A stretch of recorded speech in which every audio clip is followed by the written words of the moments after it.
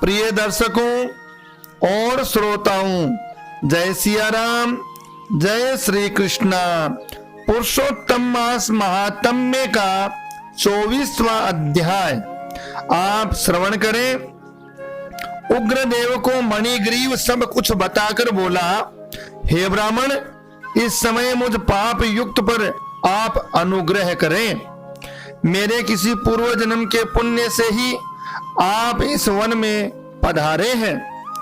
आप उपदेश रूप पदार्थ से हमको कृतार्थ करिए, जिससे मेरा यह तीर्थ दारिद्र्य क्षण भर में नष्ट हो जाए और अतुल वैभव को प्राप्त होकर मैं स्वेच्छा से विचरूं। उग्रदेव जी बोले, हे महाभाग, तुम कृतार्थ हुए। जो तुमने मेरा आतिथ्य सत्कार किया है, इसी से तुम्हारा कल्याण होगा। बिना व्रत, बिना तीर्थ, बिना दान, बिना परिश्रम तेरा दारिद्र्य नष्ट हो जाएगा। ऐसा ही मैंने निश्चय किया। इस मास के आगे तीसरा मास पुरुषोत्तम मास है, इसलिए तुम दोनों स्त्री पुरुष यत्न के साथ श्री पुरुषोत्तम मास में भगवान की प्रसन्नता के लिए दीप दान करना, जिससे तुम्हारा ये दारिद्र्य मूल सहित नष्ट हो जाएगा।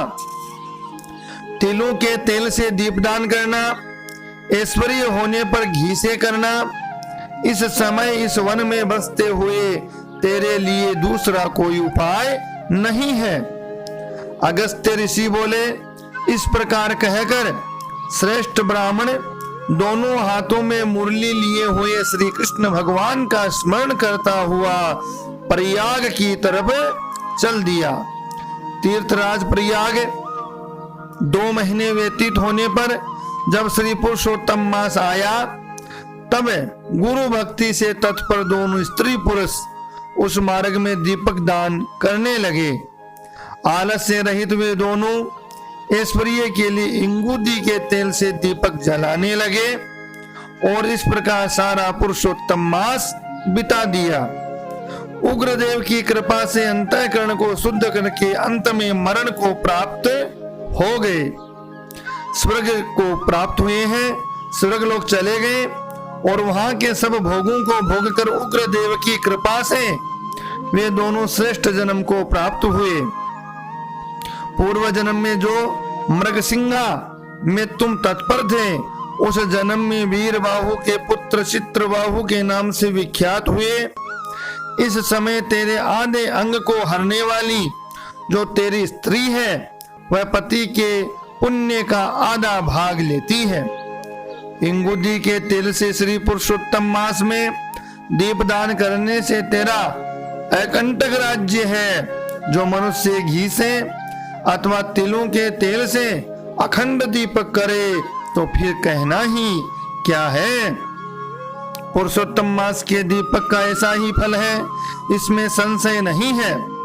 उपवास आदि से पुरुषोत्तम मास का व्रत करें तो फिर कहना ही क्या है। वाल्मीकि जी बोले, इस प्रकार अगस्त्य जी राजा चित्रबाहु के पूर्व जन्म की कथा कहकर सत्कार को प्राप्त होकर नाथ रहित आशीर्वाद देकर वहां से चले गए।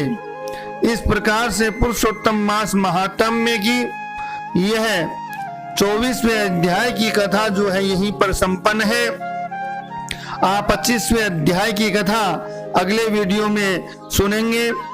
वीडियो चैनल को इसी प्रकार से लाइक शेयर सब्सक्राइब करते रहें, अपना प्रेम स्नेह देते रहें और बेल आइकन को जरूर दबाएं, जिससे सबसे पहले आप तक यह कार्यक्रम पहुंच जाए। जय सिया राम, जय श्री कृष्णा।